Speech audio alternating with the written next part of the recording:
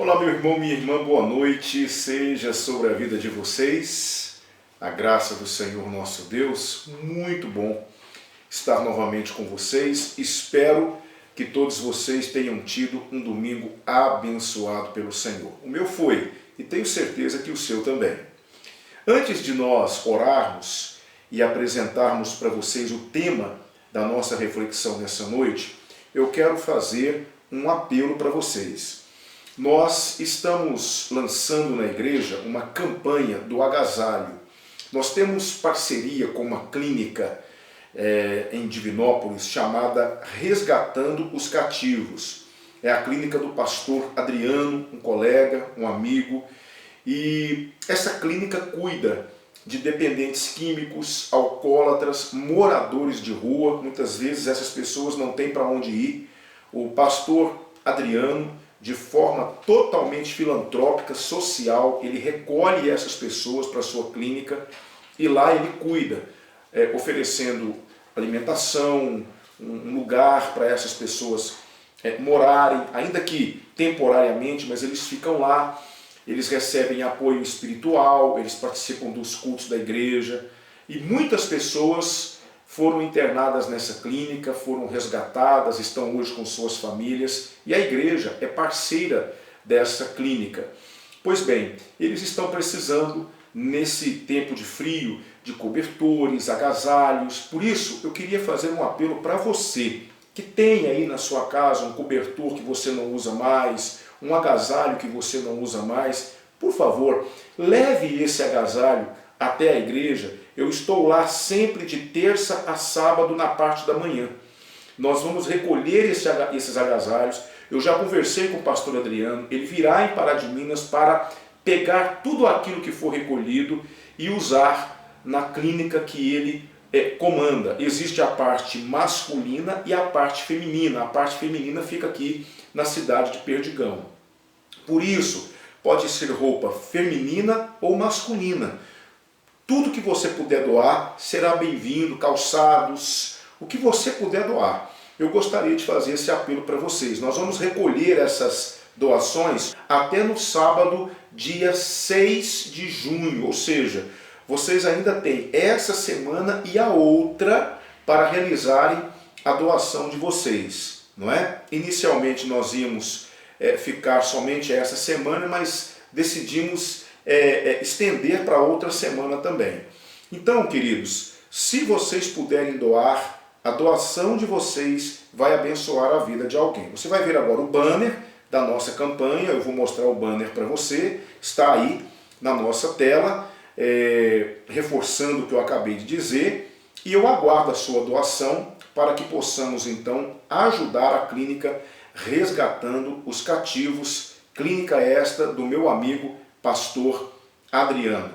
Ok, queridos? Eu quero convidá-los então para uma oração.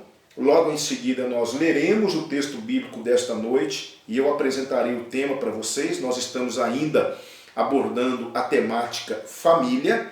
Logo depois nós vamos ouvir uma família querida que amamos muito em louvor ao Senhor.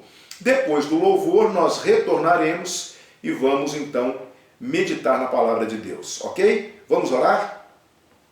Pai Santo, nós queremos te agradecer pela tua palavra, que é riquíssima, palavra que nos abençoa, palavra que nos engrandece, palavra que nos fortalece, palavra que nos edifica. Eu quero pedir agora, em nome de Jesus, que fale conosco, que mostra-nos, ó Deus, tudo aquilo que o Senhor preparou para nós nessa noite. Que sejamos abençoados pelo Senhor, que sejamos transformados pelo Senhor. Muito obrigado pela tua bondade, pela tua graça, pela tua misericórdia. Nós queremos te pedir em nome de Jesus que o Senhor abençoe a igreja.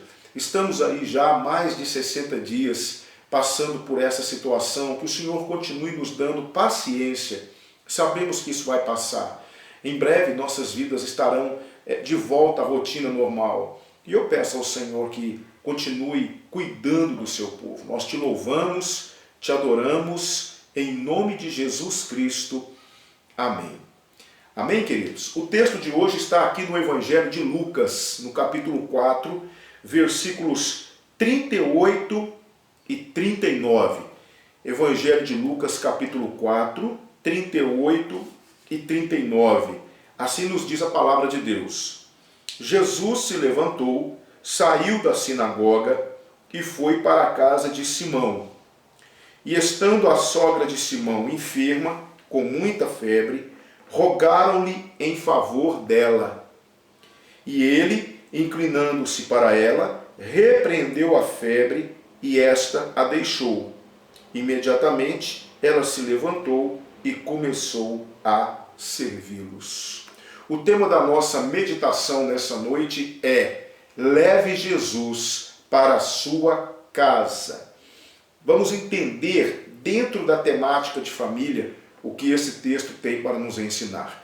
Mas agora te convido a esse louvor dessa família maravilhosa e em seguida voltamos.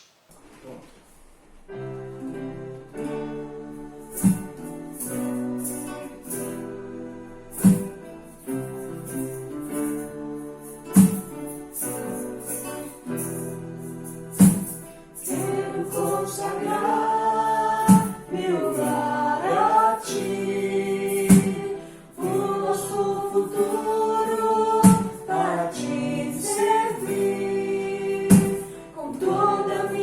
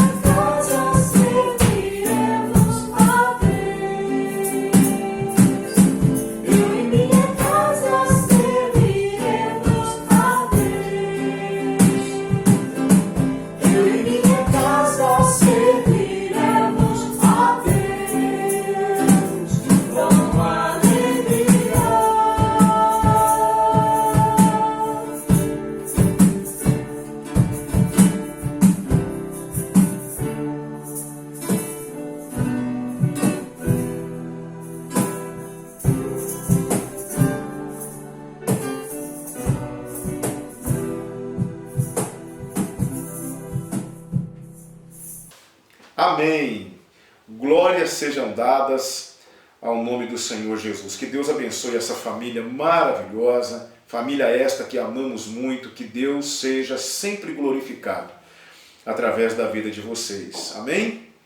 Amém. Eu quero contextualizar você, como sempre fazemos, para que você possa entender o que está acontecendo aqui. Não é? Jesus estava em Cafarnaum, muito provavelmente depois de ter ido à sinagoga. Cafarnaum tinha uma sinagoga muito famosa, construída pelos romanos, não é? E Jesus realizou alguns eventos muito importantes no seu ministério na cidade de Cafarnaum. Lá morava o apóstolo Pedro. E depois de terem ido à sinagoga, Jesus foi à casa de Pedro. Nós não sabemos exatamente se Pedro o convidara para um jantar, não sabemos se ele foi lá especificamente por conta da sogra de Pedro, porque Pedro era casado e moravam aqui, muito provavelmente, o texto é muito claro, né? Muito provavelmente moravam na mesma casa Simão, sua esposa, sua sogra e também André. André também, que era irmão de Pedro, morava também na mesma casa e Jesus foi até lá. Não se sabe, como eu disse, se foi a convite de Pedro para um jantar, se foi talvez por questões relativas à sogra de Pedro, ou porque Jesus simplesmente quis visitar a família dos seus apóstolos, não se sabe. O fato é que Jesus foi até aquela casa e chegando lá ele encontrou a sogra de Pedro muito enferma. Lucas vai falar isso com muita febre. Lembremos-nos de que Lucas era médico e ele tinha conhecimento de causa. Ele dá essa informação aqui para nós com muita febre, ou seja, a situação da sogra de Pedro era preocupante. Hoje, você cura uma febre, não é, com um antitérmico, você cura com um paracetamol, você aí abaixa a temperatura corporal com um medicamento simples que você compra numa farmácia. Não é? A medicina ela evoluiu muito ao longo das eras, né, ao longo da história. A medicina hoje é uma medicina muito avançada, muito técnica, com muito conhecimento de causa, uma medicina muito sofisticada, mas naquela época não. A medicina ainda estava dando seus primeiros passos. A maioria dos tratamentos médicos daqueles tempos consistiam em medicações naturais, medicamentos naturais, feitos a partir de ervas, de plantas. Era uma medicina bem rudimentar, embora houvesse alguns grandes centros no mundo onde os médicos tinham um pouco mais de conhecimento do que em Israel. E eu quero crer que Pedro aqui deve ter tentado de alguma forma ajudar sua sogra, chamando algum médico, não é? Mas o fato é que a situação dela só piorava. E nós estamos falando de uma época onde a expectativa de vida de um judeu era de 30 anos. Então, muito provavelmente, a sogra de Pedro iria morrer. Não se podia fazer muita coisa. Era uma situação desesperadora. Hoje não. Hoje, ter uma febre é coisa simples, não é? Geralmente, febre ela é provocada por alguma questão infecciosa, alguma reação do corpo em alguma situação, e às vezes nós vamos ao médico, o médico detecta o que nós temos, receita um medicamento certo, um medicamento apropriado, e tudo resolve, mas naquela época não havia isso. Então quando você olha Jesus, ele indo até a casa de Pedro, e Lucas nos dando, não só Lucas nos dá essa informação aqui, também nós vamos encontrar essa história lá em Mateus 8, de 14 a 17, nós vamos encontrar essa mesma história lá em Marcos 1, de 29 a 31, são os chamados evangelhos sinóticos. Né? O que é um evangelho sinóptico? São os evangelhos que relatam os mesmos milagres de Jesus. Não é? O que tem num evangelho tem nos outros. E aqui nós vamos encontrar também essa história no evangelho de Mateus e no evangelho de Marcos. Então, Lucas é aquele que nos dá mais detalhes. Jesus foi até a casa de Pedro e chegando lá, ele vai, versículo 39, inclina-se para a sogra de Pedro, repreende a febre e esta a deixa. É interessante que aqui na minha tradução diz assim: imediatamente ela se levantou e começou a servi-los. Imediatamente. Não foi uma cura gradativa. Depois que Jesus foi até a casa de Pedro, a sogra de Pedro não começou a melhorar. Não, ela melhorou imediatamente. Foi uma melhora assim, no momento em que Jesus orou. Foi uma melhora imediata. É muito importante que nós tenhamos isso em mente, porque houve uma ação direta de Jesus aqui. E eu quero que você entenda comigo algumas coisas muito importantes. Não só a sogra de Pedro estava enferma, essa situação com certeza estava deixando toda a família doente. Não há nada pior do que nós termos um doente dentro de casa. Você que tem filhos, você entende o que eu estou dizendo. Aqui em casa, por exemplo, quando Ana Luísa ou Manuela elas ficam enfermas, geralmente isso ataca a mim e ataca a minha esposa também. Nós também é como que se nós adoecêssemos com elas. Ficamos apreensivos, ficamos preocupados, principalmente quando nós estamos lidando com febre, com dores que não cessam, não é? E aí nós tentamos, num primeiro momento, remediar por nós mesmos, mas há aqueles momentos que não tem jeito, nós temos que levá-la no médico, né? Geralmente nós as levamos no médico e os médicos, então, eles depois de exames, eles descobrem o que é e nos passam os medicamentos. Aí sim, quando elas são medicadas e começam a apresentar melhoras, nós ficamos mais aliviados, ficamos mais tranquilos, porque isso mexe muito com todos nós, mexe muito com a família. Então, quando há um enfermo na casa, geralmente a casa sofre os efeitos dessa situação que deixa todos apreensivos, não é? Então eu não tenho dificuldade de entender que aqui toda a família estava enferma. A esposa de Pedro muito provavelmente estava apreensiva, com medo de perder a mãe. Automaticamente Pedro, vendo a sua esposa e viajando muito com Jesus, eu acredito que aquilo pesava no coração de Pedro. Eu fico imaginando como era a situação dessa casa. Casa onde Jesus entrou, casa que teve a presença de Jesus nela, e isso é algo a se considerar. Eu queria dizer para vocês, meus queridos irmãos e minhas queridas irmãs, que hoje nós estamos diante de famílias doentes. Nós lidamos com famílias doentes. Não uma doença física simples, uma doença que pode ser tratada com um medicamento qualquer, não. Eu estou falando de doença mesmo, uma doença psicológica, uma doença emocional. Existem hoje muitas famílias que estão adoecendo, famílias que estão sendo, de alguma forma, atacadas de maneira direta pelo diabo. E Satanás sabe que se ele consegue desestabilizar uma família, consegue destruir uma família, isso é algo que vai ter influência direta na igreja, porque a igreja é uma grande família onde tem de forma direta a reunião de muitas famílias. A igreja, na verdade, é a reunião de famílias. É uma família, não é, que sobrevive, que existe a partir de outras famílias. E se Satanás ele consegue atingir as famílias, ele vai com certeza atingir a igreja. E se Satanás consegue destruir as famílias, mesmo aquelas que não são da igreja, ele sabe que vai atingir diretamente a sociedade.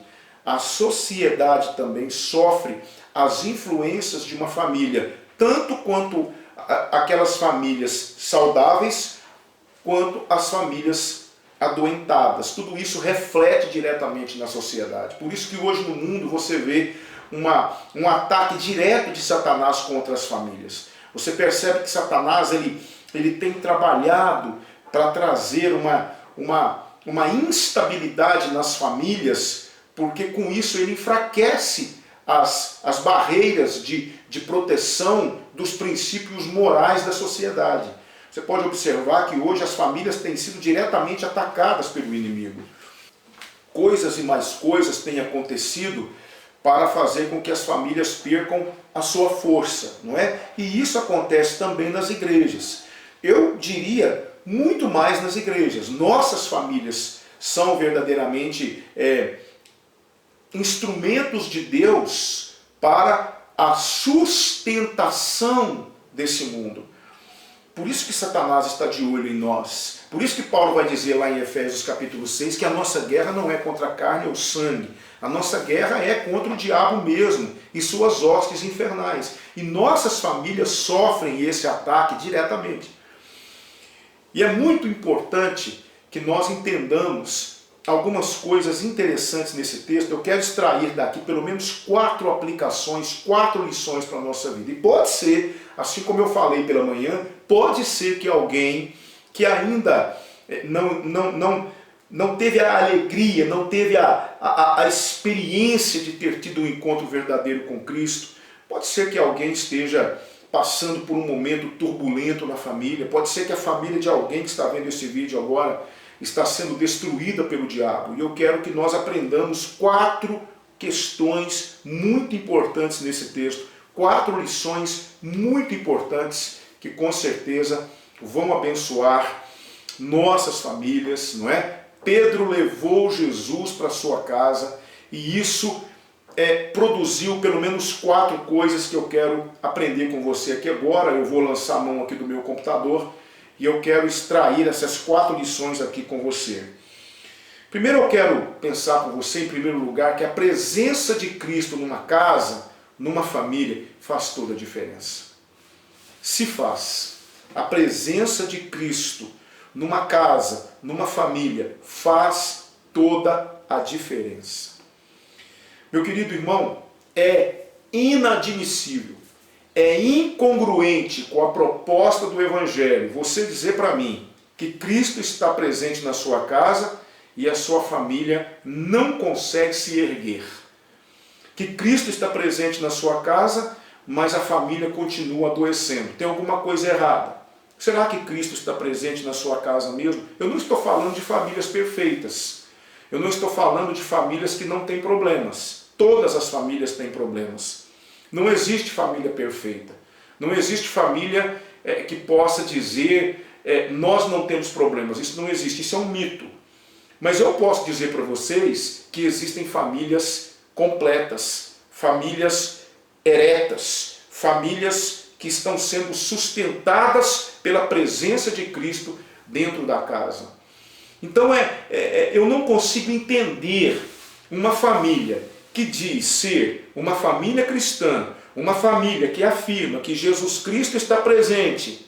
Jesus Cristo está presente naquela casa e aquela família vive em conflitos, o casal não se entende, o marido vive o tempo todo brigando com a esposa brigando com o marido, os filhos ficam o tempo todo acuados num canto vendo seus pais se degladiarem. Eu não consigo entender como ou que diferença Cristo está fazendo nessa casa. Eu pergunto mesmo, Cristo está aí?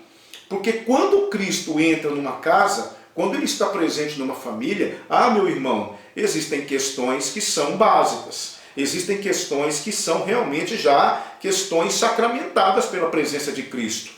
Não é? Eu posso dizer para você, Cristo entrou na casa de Pedro e Ele foi o diferencial naquela casa. Ele foi o diferencial naquela família. Havia um enfermo na casa e, como eu disse, talvez outros enfermos. Haviam pessoas sofrendo com a enfermidade da sogra de Pedro. Havia uma situação difícil na casa de Pedro. Havia uma situação que provavelmente não teria solução. Em breve, muito provavelmente, haveria um morto na casa. E hoje, muitas famílias estão vivendo como se houvesse um morto na casa. Aí eu pergunto para vocês, que diferença Cristo está fazendo nessa casa? Porque Ele faz. Talvez você me diria assim, pastor, mas eu sou membro da igreja há tanto tempo, eu sou membro da igreja, eu entrego meu dízimo, mas a minha família está indo de mal a pior. Pastor, eu sou um crente em Jesus há muito tempo. Tudo bem, querido, mas deixa eu te fazer uma pergunta. Ser membro da igreja não é suficiente. Aqui eu quero falar de forma até mais ampla, né? Porque às vezes nós achamos que ter um símbolo cristão dentro de casa, ter um retrato de Jesus dentro de casa, é sinal de que Jesus Cristo está naquela casa. Ou ser simplesmente um membro da igreja é prova de que Jesus Cristo ele está presente na casa. Não! Jesus só vai entrar na sua casa se ele entrar no seu coração primeiro. Jesus só vai entrar na sua casa se ele estiver primeiro na casa do seu coração. Entende? Talvez a mudança que você tanto procura na sua família precisa começar em você, meu querido. Não adianta você ficar jogando a culpa na sua esposa, ou você, minha irmã, ficar jogando a culpa no seu marido. Não adianta vocês ficarem culpando os filhos por esse desequilíbrio, porque os filhos são custosos, os filhos são isso, os filhos são aquilo, porque é muito trabalho. Queridos, não adianta, não existe justificativa. Se Jesus Cristo está realmente naquela casa, espera-se e acredita-se que primeiro ele está em mim. Eu não estou falando de uma religião, eu não estou falando de pertencer a uma denominação evangélica. Eu estou falando de sofrer a influência direta da presença de Jesus Cristo na minha casa. É isso que eu estou falando. Então Jesus Cristo só estará de fato na sua casa se ele primeiramente estiver em você. Entenda isso. Porque eu não aceito e a palavra de Deus me dá margem para acreditar dessa forma. É muito improvável que Jesus Cristo esteja de fato numa casa que não consegue se erguer. Eu fico com a palavra de Deus. A Bíblia vai dizer lá no livro de Romanos, seja Deus verdadeiro, o homem sempre mentiroso. Sabe? Eu não tenho crise com isso. Não tenho crise. Eu sempre vou ficar com a palavra de Deus. Entende? Não existe, dentro da palavra de Deus, não existe, eu não consigo ver que a casa onde Jesus está se torna uma casa perfeita da noite para o dia. Não, mas é uma casa equilibrada. É uma casa onde os seus moradores aprendem a viver debaixo da influência de Cristo. Então, o primeiro ponto que eu aprendo aqui é isso, né? Pedro levou Jesus para sua casa e a presença de Cristo naquela casa, naquela família, fez toda a diferença. Você concorda comigo? Se Jesus Cristo não tivesse ido para aquela casa, a sogra de Pedro teria morrido. E talvez outros efeitos disso, devastadores, poderiam cair sobre aquela casa. Mas em segundo lugar, eu aprendo também, queridos, preste atenção no que eu vou dizer aqui, eu quero que você entenda a minha linha de raciocínio. Eu aprendo que não há enfermidade que Cristo não possa curar. Quando eu falo de enfermidade, geralmente as pessoas acreditam, ou as pessoas podem entender, que eu estou falando de uma enfermidade física. Também, se for da vontade de Deus, Ele pode curar você de qualquer enfermidade física. O que é uma enfermidade física para o médico dos médicos? Se for da vontade dele, porque nós precisamos lidar com esse fator, a vontade de Deus, porque às vezes não é da vontade de Deus que você seja curado, que você seja curada, não da maneira como você imagina, não é? Mas eu não estou falando aqui de uma enfermidade física, eu estou falando de enfermidades que muitas vezes acontecem fora da esfera da ciência. Não é uma enfermidade que você detecta num exame de sangue. Não é uma enfermidade que você vê no microscópio. Existem enfermidades que estão além do poder da ciência. Enfermidades que só podem ser curadas por Jesus Cristo. Enfermidades que estão presentes dentro de nós, no nosso coração, na nossa alma, na nossa psique. Mas eu não tenho dúvidas de que Jesus Cristo não possa colocar as coisas no lugar, que Ele não possa curar. Lucas vai dizer aqui que ela estava com muita febre. Isso era preocupante. Isso era um sinal de que aquela mulher fatalmente morreria. Mas Jesus Cristo repreendeu a febre e ela deixou aquela mulher. Eu creio, em nome de Jesus Cristo, eu creio que o Senhor Jesus pode curar a sua família. Ele pode curar a sua casa. Ele pode curar você que me ouve. Ele pode curar você do seu ciúme desregrado. Ele pode curar você da sua falta de fé. Ele pode curar você desse seu temperamento exacerbado que tem dificultado o seu relacionamento conjugal. Ele pode curar você do medo. Ele pode curar você da desconfiança. Ele pode curar você da ira. Ele pode curar você de todos esses sintomas, de todas essas questões que tem adoecido você e tem adoecido sua família, tem adoecido sua esposa, tem adoecido seu marido, tem adoecido seus filhos. Jesus pode curar toda e qualquer enfermidade, porque Ele é Deus Todo-Poderoso. Eu posso dizer para você isso. Eu digo para vocês, se vocês me permitem, eu não tenho uma família perfeita. Eu não sou perfeito, minha esposa não é perfeita, minhas filhas não são perfeitas, nós não temos uma família perfeita. Nós temos uma família que está sendo aperfeiçoada pelo Senhor, mas nós temos uma família saudável. É isso que nós precisamos objetivar. Às vezes nós achamos que a solução para o casamento, que a solução para aquela crise ser resolvida é um divórcio. Às vezes nós achamos, muitos filhos acham o seguinte: o problema nessa casa sou eu, então eu vou sair de casa. Não é? Muitos casais acham o seguinte: não, o problema aqui em casa sou eu. Às vezes o marido pensa isso, de hoje em diante eu vou tomar essa e essa atitude, e não resolve nada. Eu quero dizer para vocês uma coisa: coloquem a sua família diante daquele que tem poder para curá-la, porque o Senhor Jesus tem. Talvez a sua família esteja doente, mas ela pode ser uma família saudável. Esse precisa ser o nosso objetivo. Famílias saudáveis, não necessariamente famílias perfeitas, mas famílias que saibam lidar com os problemas, com as adversidades, com os desafios, porque os problemas batem na porta. Os problemas batem na porta. E aqui eu já vou para o terceiro ponto, porque eles estão interligados. Aqui eu já vou para a terceira aplicação, não é? Porque nós precisamos reconhecer que nossa família pode adoecer. Gente, eu estou falando da família de quem? Eu estou falando da família de Pedro. Pedro era, sem sombra de dúvida, o apóstolo mais importante do colegiado dos 12. Ele foi o líder dos 12. Pedro fazia parte daquele círculo íntimo de Jesus. Jesus teve certas situações, milagres, revelações, que ele revelou apenas para o seu círculo íntimo. Quem era? Pedro, Tiago e João. O nome de Pedro sempre aparece primeiro. Pedro, Tiago e João. Pedro, Tiago e João. Dos 12, Pedro era o mais importante. E ele era o mais importante também desse grupo seleto de 3. Então era Pedro, o apóstolo Pedro, o pescador. Mas a família dele tinha um problema, a família dele estava adoecendo.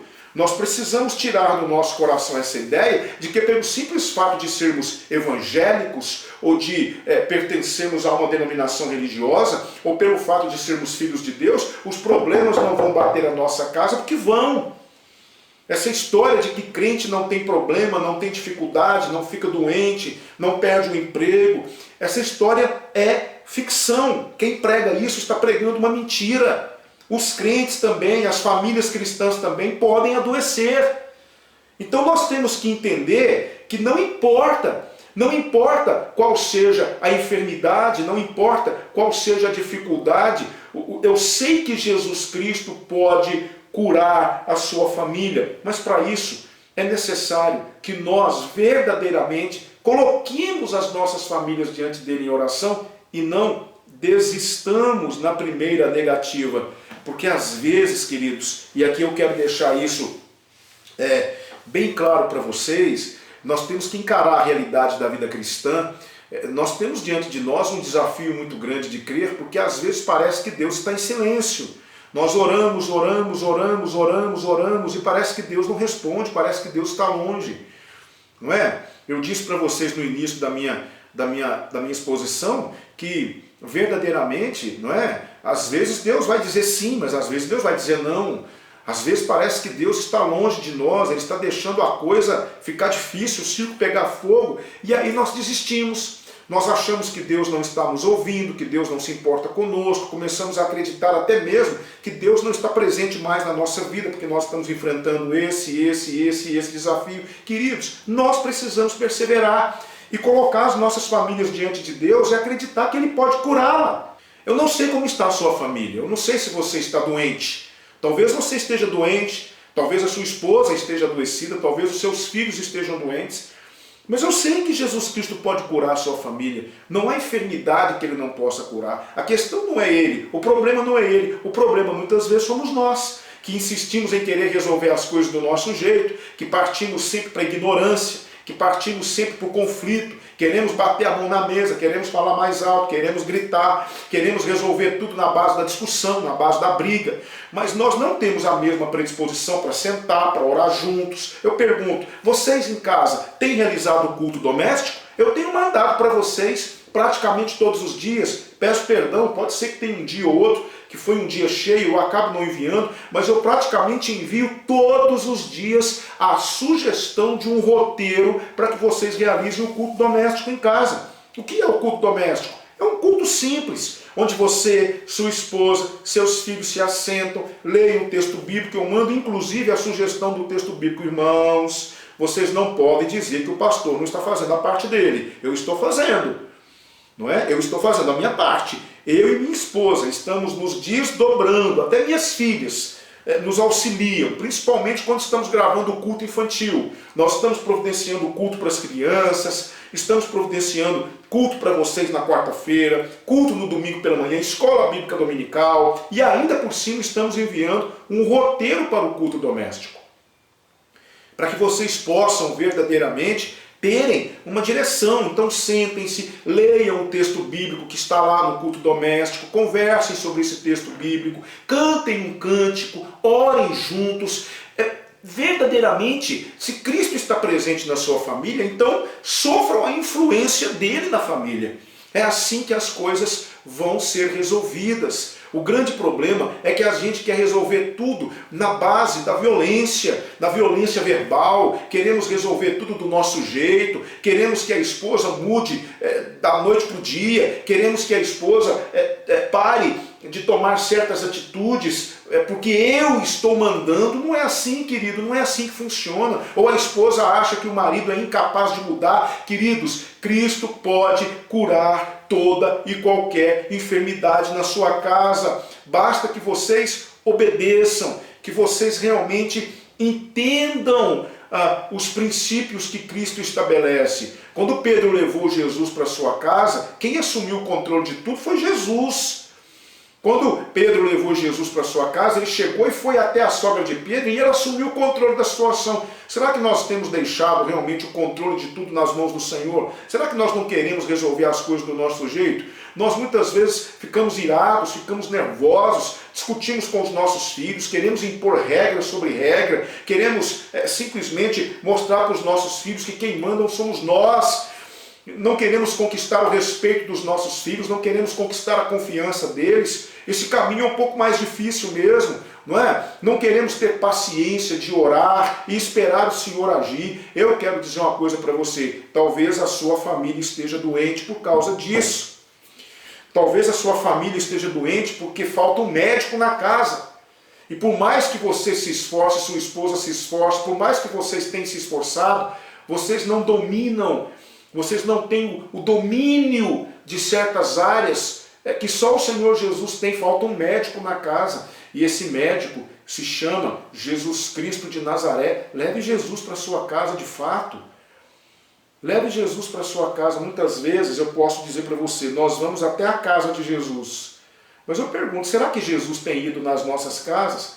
Às vezes nós vamos na casa de Jesus, nós louvamos a Jesus, nós cultuamos a Jesus, cantamos louvores para Jesus, ouvimos a palavra de Jesus, mas deixamos Jesus na igreja, deixamos Jesus lá na casa dele e vamos embora para casa sozinhos.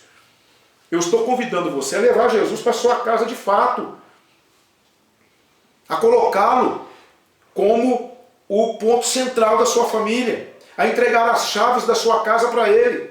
E aqui eu repito, não adianta simplesmente você querer que Jesus Cristo seja o Senhor da sua casa, se Ele não for o Senhor da sua vida. Se Ele não for o seu Senhor. Se Ele não estiver no controle do seu coração, meu irmão. Se você não estiver disposto a se entregar para o Senhor Jesus, para Ele te ensinar a ser um bom marido, para Ele te ensinar a ser o marido que sua esposa precisa, o pai que os seus filhos precisam, porque nós estamos cheios de nós mesmos, não é? Nós aprendemos com os nossos pais, nós somos aculturados pela sociedade, é a sociedade que impõe para nós o estilo, o modelo de paternidade, o estilo, o modelo de cônjuge que eu preciso ser. Mas e a Bíblia? E a palavra de Deus? E Jesus? Jesus quer me ensinar a ser um bom marido. Jesus quer ensinar você, minha irmã, a ser uma boa esposa. Ele quer ensinar vocês a serem bons pais. A palavra de Deus nos dá a diretriz para isso, as diretrizes. É muito importante que nós entendamos pela palavra de Deus como sermos bons pais, como serem bons filhos. Mas para isso, nós precisamos levar Jesus para a nossa casa. Então, 2 pontos, não é? Não há enfermidade que Cristo não possa curar, porque nós temos que reconhecer, nossa família pode adoecer. A família de Pedro adoeceu. A família de Pedro, o apóstolo, o amigo, o companheiro íntimo de Jesus, adoeceu. Havia um problema naquela família. Então paremos de bater no peito e dizer que a nossa casa não tem problema, porque muito provavelmente elas têm. E aqui eu parto para a última lição que eu aprendo, encerrando essa palavra. Em quarto e último lugar, Jesus Cristo é o que a Bíblia diz que Ele é. Jesus Cristo é o que a Bíblia diz que Ele é.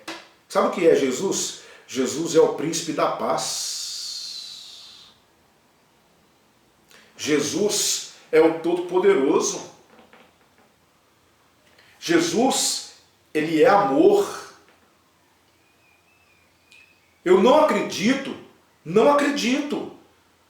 que uma família, um casal, afirme que Jesus Cristo faz parte da vida deles e os problemas só se avolumam. Eu não acredito nisso. Porque Jesus Cristo é aquilo que a Bíblia diz que Ele é. Se a Bíblia diz que Jesus é o príncipe da paz, nossas famílias, nossas casas precisam usufruir da paz que Jesus Cristo dá. Ah, irmãos, eu fico impressionado às vezes com a forma como muitas vezes entendemos o que significa ser uma família. Sabe? Eu acredito que nossas famílias precisariam ser verdadeiros pedacinhos do céu na terra. Nossas famílias precisam despertar nos outros o desejo de conhecerem a Cristo, para que a família daquele que vai conhecer a Cristo seja da mesma maneira. Nossas famílias precisam ser modelos num mundo contaminado, num mundo que tem atacado diretamente as famílias. As famílias no mundo, elas têm sofrido a influência de uma sociedade pervertida, de uma mídia imoral e amoral, como eu já falei para vocês, de uma mídia que questiona os princípios básicos da família e desse modelo judaico-cristão de família. Nós precisamos zelar disso. Nós precisamos mostrar ao mundo que o modelo de Deus é o modelo ideal e que funciona. E isso só vai acontecer se Jesus Cristo estiver verdadeiramente na minha casa. Se Jesus Cristo estiver presente quando nós estamos reunidos em família, se Jesus Cristo estiver presente quando você está lá com seu filho, assistindo um programa de televisão, se Jesus Cristo estiver presente quando você e sua esposa estiverem aí tomando um café juntos, Jesus Cristo é o único que pode trazer equilíbrio, saúde, força, vigor, porque Ele é tudo isso e muito mais. Como é que está a sua família? Como é que está a sua casa? Sua casa está enferma? Sua casa está doente? Eu digo para você, leve Jesus para a sua casa. Leve Jesus para a sua casa. A minha oração é que verdadeiramente nós tenhamos sido abençoados pela palavra do Senhor nessa noite. Que nós tenhamos realmente entendido. Não adianta você ter o seu nome escrito no hall de membros de uma igreja. Não adianta. Não adianta você dizer, eu sou membro da primeira igreja batista em Pará de Minas. A igreja batista em Pará de Minas não pode fazer nada por você, a não ser mostrar Jesus Cristo para você. Existem questões que o pastor não resolve, que a igreja não resolve, mas Jesus Cristo resolve. Mas tem que ser do jeito dele. Tem que ser do jeito dele. A minha oração é que nós tenhamos entendido isso. A minha oração é que Jesus Cristo esteja de fato nas nossas casas, que Jesus Cristo esteja de fato em nós. Vamos orar? Obrigado, meu Deus, pela sua palavra e por tudo aquilo que aprendemos e estudamos e descobrimos através da sua bendita palavra. Muito obrigado, perdoe os nossos pecados, as nossas falhas, os nossos erros e, ó Senhor, se o Senhor ainda não está presente em muitas casas, que o Senhor esteja, que haja nessa noite o reconhecimento de que talvez o que está faltando não é comida, não é dinheiro, não é estabilidade social. Quem está faltando é o principal, é o Senhor. Quem sabe nesta noite o Senhor entra em muitas casas e a partir de hoje muitas famílias sofrerão, usufruirão da sua presença direta, ó Deus, nessas famílias. Que o Senhor esteja abençoando essas casas. Obrigado. Obrigado pelo teu amor, pela tua bondade, pela tua graça. Perdoe os nossos pecados. Aceita, ó Senhor, a nossa gratidão. E que o amor de Deus, a graça do Senhor Jesus Cristo, a comunhão e as consolações do Espírito de Deus seja sobre todo o povo do Senhor, agora e para todo sempre. Amém. Amém, queridos? Boa semana para vocês, tenham uma semana de paz, uma semana de vitória. Quarta-feira espero vocês para o nosso último estudo acerca da vida do rei Davi. E na outra quarta-feira, querendo Deus, nós vamos iniciar o estudo das cartas de João. Vocês sabem que o apóstolo João, ele escreveu um evangelho, 3 cartas e o livro do Apocalipse. Pois é, nós vamos estudar essas 3 cartas, não é? Se porventura nós voltarmos as nossas reuniões presenciais antes de terminarmos o estudo das cartas, o que todos nós desejamos, o mais rápido possível, nós continuaremos gravando o estudo até concluí-lo, tá certo? Vocês não vão ficar no meio do caminho, não. Então, quarta-feira, vamos iniciar o estudo das cartas de João. Nessa quarta-feira, na outra quarta-feira, certo? No dia 3 de junho, nós vamos iniciar o estudo das cartas de João. Mas nessa quarta-feira, eu convido você a estar presente porque nós vamos encerrar a série de 10 estudos acerca da vida do rei Davi, um homem segundo o coração de Deus. Não se esqueça de levar essa semana a sua doação, a doação do seu agasalho na igreja, para que nós possamos ajudar a clínica resgatando os cativos. E mais uma vez, parabéns para todos os nossos irmãos que estão aniversariando durante a semana. Toda sorte de bênçãos para a vida de vocês. Deus os abençoe. Fiquem na paz do Senhor Jesus.